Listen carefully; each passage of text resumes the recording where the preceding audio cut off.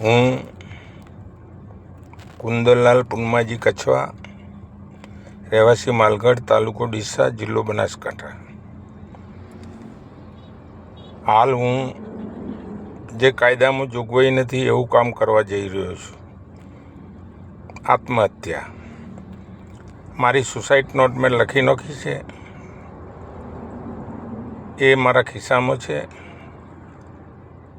અને આ વિડીયો હું મહેરબાન કલેક્ટર સાહેબ બનાસકાંઠા, મહેરબાન એસપી સાહેબ બનાસકાંઠા, પીઆઈ ડીસા રૂરલ, મામલતદારશ્રી અને માનનીય ન્યાયના દેવતા સમાન મારો જે કોર્ટમાં દાવો ચાલે છે એ કોર્ટના સૈયદ સાહેબ, જજ સાહેબ,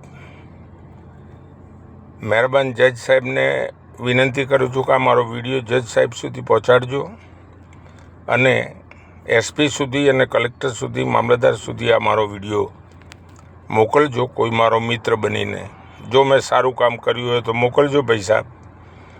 મને દેવીન લચ્છાજી પઢિયાર, ધીરેન દેવીન કુમાર પઢિયાર, મિતેશ દેવીન કુમાર પઢિયાર એ અમદાવાદ રહે છે. એણે તો ક્યારે મને હેરાન નથી કર્યો, એ તો સાચું બોલનાર વ્યક્તિ છે. સરિતા દેવીન કુમાર પઢિયાર અને મીનાક્ષી ધીરેન કુમાર પઢિયાર.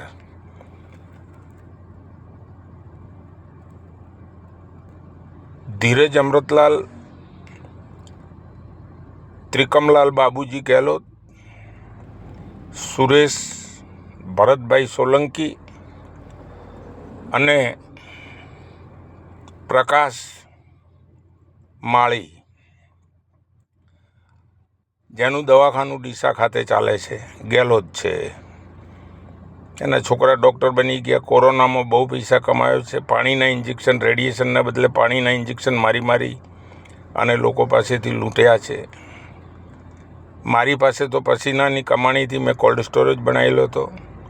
પહેલાં ડૉક્ટરે મારા ભાગીદારો પાસેથી કોલ્ડ સ્ટોરેજ રાખ્યો 50%, અને પછી 10% એ પટેલોમાંથી વિનોદભાઈ પટેલનો મેં રાખ્યો હતો. એ પણ એણે એના નામે ચડાવી દીધો. મારો કોલ્ડ સ્ટોરેજ અને મારા દીકરાઓને વિક્રમ અને અનિલને છેતરી અને દસ્તાવેજ કરાવી નાખ્યો. દસ્તાવેજમાં સહીઓ લઈ લીધી, વધારજીમાં પણ સહીઓ લઈ લીધી અને એક પણ રૂપિયો આપ્યા વગર, એક નવો પૈસો આપ્યા વગર અમારી 5 કરોડની પ્રોપર્ટી એણે અમારાથી છીનવી લીધી. અમને બાઉન્સરો લઈને બહાર કાઢ્યા. અમારે ફેમિલીવાળો હતો એટલે બાજુમાં જ રહેતો હતો, એટલે ફેમિલીવાળો એટલે ડરના લીધે હું ડીસા રહેવા જતો રહ્યો. મારા દીકરાઓને પણ મેં ડીસા રહેવા મોકલી દીધા. મેં કીધું આ નલાયકોથી નહીં પહોંચાય. 700-800 કરોડની પાર્ટી છે, એ પૈસાથી ગમે એને ખરીદીને આપણને મરવાઈ નાખશે અને આપણા દીકરા દીકરીઓને ઉપાડી નાખશે. એવી ધમકીઓ મને મળતી હતી અને એવો મને ત્રાસ જે એટલો બધો આપ્યો છે અને અમારી સાથે એટલો બધો વિશ્વાસઘાત કર્યો છે. છેલ્લે મને બોલાવીને મારી સહી લીધી સાક્ષીમાં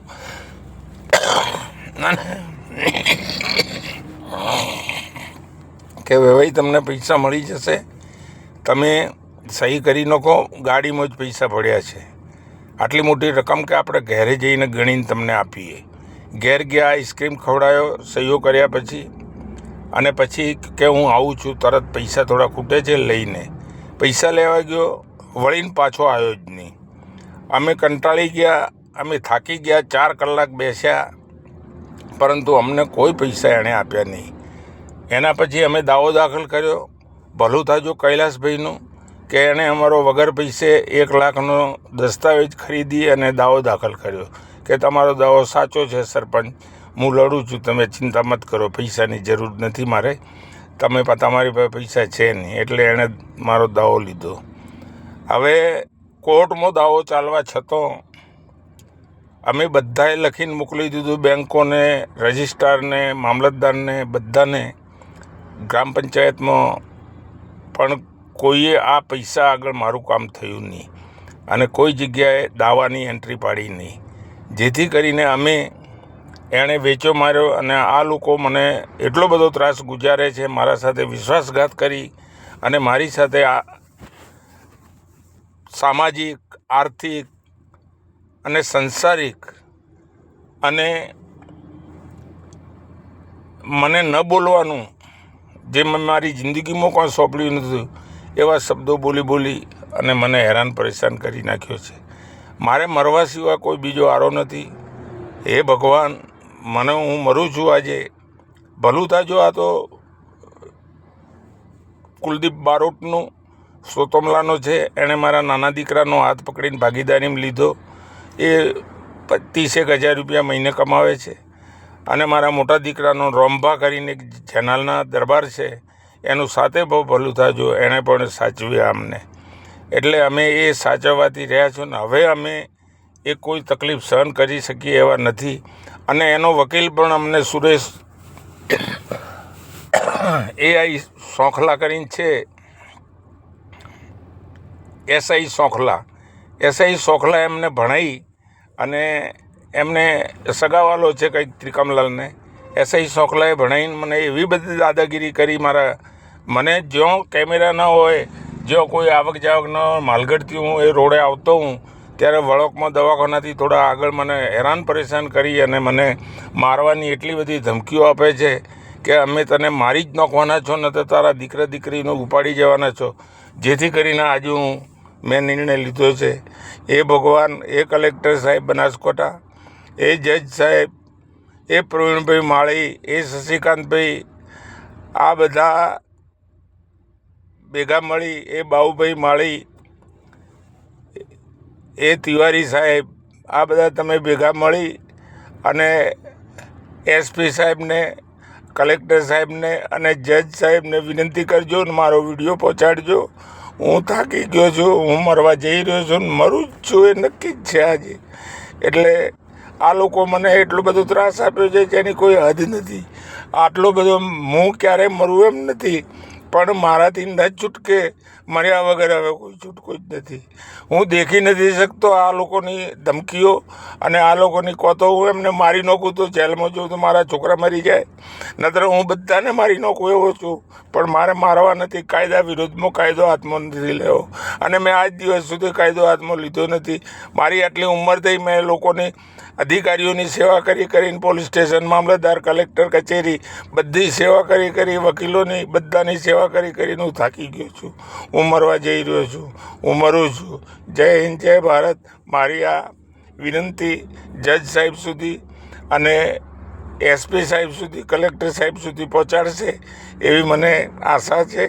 એટલે એ ભગવાન મારા દીકરાઓનો હિત ન થાય અને મારા દીકરાઓને સાચવજો. દીકરાઓ સાથે અન્યાય બંધ થવા દેજો.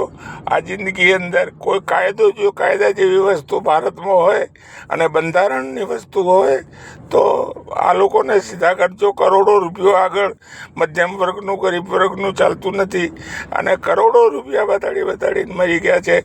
આ કે હું મારા ઓસ્ટ્રેલિયા કે અમેરિકા જતો રહીશ, અને તો ત્યાંની વિઝા છે, ત્યાંનું ગ્રીન કાર્ડ છે ડૉક્ટર સુરેશનો, એટલે એ તો જતો રહે તો મારે તો મરવા કરતો બૂઢું થાય.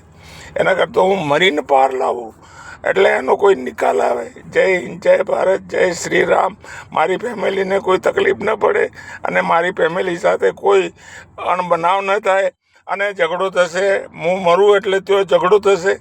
એટલે પોલીસને વિનંતી છે કે સુલેહ શાંતિનો ભંગ ન થાય, જેથી કરીને પોલીસ ગોઠવાજો, નતર ઝઘડો થશે.